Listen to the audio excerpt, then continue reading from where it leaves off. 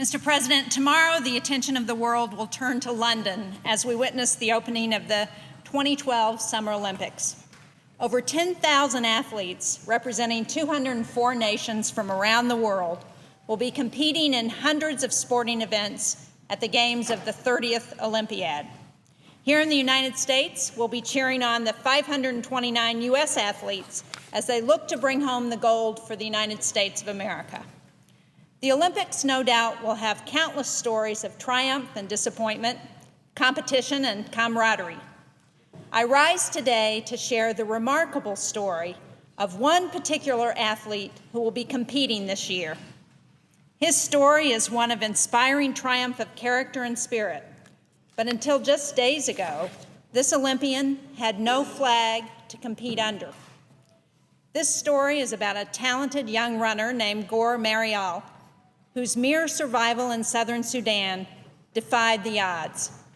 Having escaped the bloodshed and violence in war-torn Sudan, Guor found his way to my home state of New Hampshire as a teenage refugee.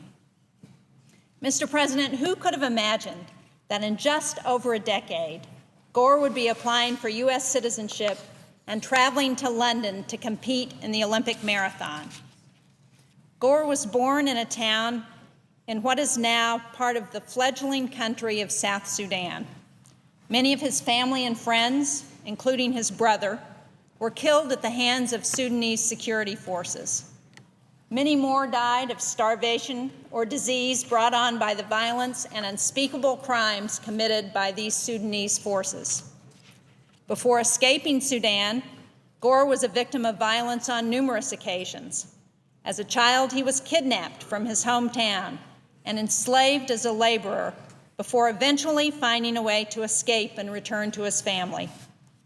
Guor was severely beaten by the Sudanese police, had to spend days in a hospital to recover. Finally, he was able to flee to neighboring Egypt and eventually to the peace and safety of New Hampshire as a refugee seeking asylum. Guor arrived in my home state of New Hampshire in 2001, almost exactly 11 years ago. He remembers that day well and still considers New Hampshire his home. He lived in Concord, the state capital, moving in with the families of his friends, teammates, and his cross-country coach for 2 years in order to graduate from high school. The contrast between Guor's former life and his new life is stark. In Sudan, he was running in fear for his life. In New Hampshire, he was running for the joy of athletic competition and to be part of a team. Amazingly, in only his second official marathon, Guor ran fast enough to qualify for the 2012 London Olympics. Given his unique situation, however, it looked like the bureaucracy would triumph over his bravery, that Guor might not be able to compete. Because according to the rules of the International Olympic Committee, permanent residents of a country are not permitted to compete on that country's team. As a result, Guor can't compete under the American flag because he's not yet a full citizen. In addition, Guor can't run for the newly recognized country of South Sudan because it's such a new country, it doesn't yet have an official Olympic committee. The International Olympic Committee suggested that Guor compete as a member of the Sudanese team, and the Sudanese government extended him an invitation. But Guor rightfully refused, explaining that running for Sudan, and I quote here, would be a disappointment and an embarrassment to me and the people of South Sudan who died for freedom, including my brother, end quote. Guor was not comfortable running on behalf of the country that tortured and murdered so many of his family members. That solution would have been cruel and unacceptable. Fortunately, after some pressure by Refugees International and other friends of Guor who wrote to the International Olympic Committee on his behalf, we received the great news this week that the IOC Executive Board has decided to make an exception for Guor. He will run in the marathon as an independent Olympic athlete under the great Olympic flag. I want to thank the International Olympic Committee for this Very appropriate ruling. In addition, I want to thank the U.S. Olympic Committee, the U.S. Department of State, and the other friends of Guor who worked so hard to make his participation possible.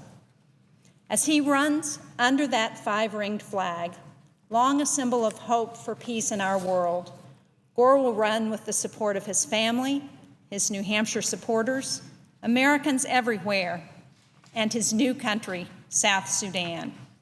I have a feeling that such support might help him run even faster.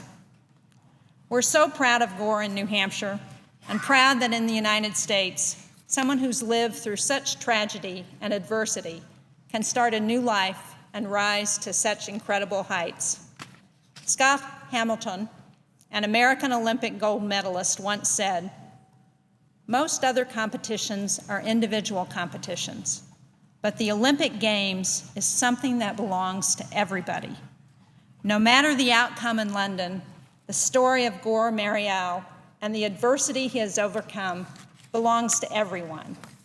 Win or lose, he will stand as a lasting inspiration for people around the globe and as a tribute to the greatness that is the United States of America.